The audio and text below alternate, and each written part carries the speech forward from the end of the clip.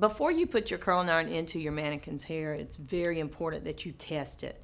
And you'll also be doing this for state board as well. But you want to do this for your client's safety and yours. Sometimes your curling iron, your temperature may get up too hot. Maybe your curling iron is not functioning properly. So one thing you want to do for the safety of your client is you can use a neck strip, you can use a white towel, you can use a white paper towel, it doesn't matter. But what you're doing is you'll open that shell and close it onto that paper and then release it. And what you're looking for is to see if it scorches in it. Mine doesn't have any scorching on it. So what that tells me is that it's safe that I can put it into the hair without any problems.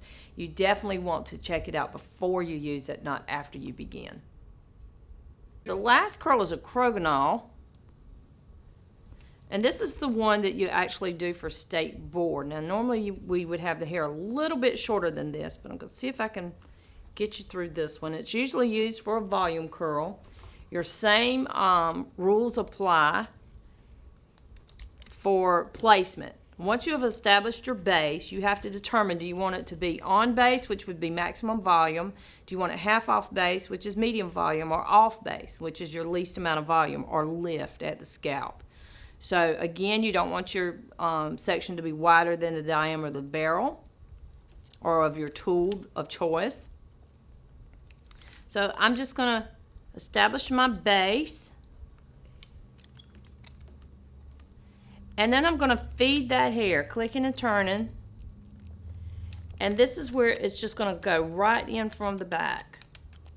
Click and turn, click and turn. And what I'm doing is watching to see where the ends of the hair, you see it right here? It's feeding through. And I'll continue doing that until I see those ends go all the way in. There's the end still going. Just went under the shell, so I place my comb between the scalp and the curling iron. Hold it just a second and move it off. And that's considered a Croquignole. And that's another one that you can curl. It produces the same effect that you would get if you had a roller in there and you took the roller out. Same effect. Only it's with the thermal instead. You want to be sure that you keep that curl shape though.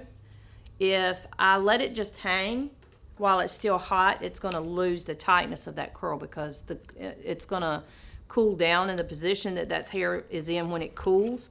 That's the type of curl that we're going to get. Now I'm going to really exaggerate this so you can see. If you'll notice, I would start low, feed, feed, feed, feed, but it's feeding in just straight through. And your ends are right here. And I'm watching them as they go through. And you can see it. I'm really pulling it out so you can see where they are. That's not the way I recommend doing it because you weaken your curl. The closer you stay to the scalp, and if you'll notice that one wasn't even as tight as this one, it's because I moved it in and out. So it weakened the curl. If you want a nice tight curl, you have to stay close and in that same position. So this one will be tighter just because I'm not going to move it away from the head. Click and turn. Click and turn, click and turn.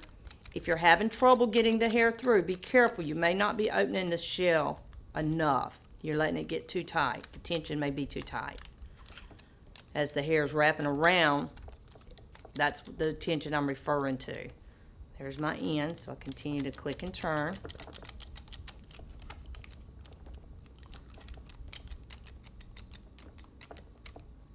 And as I see the end go through, place my comb for safety and remove it.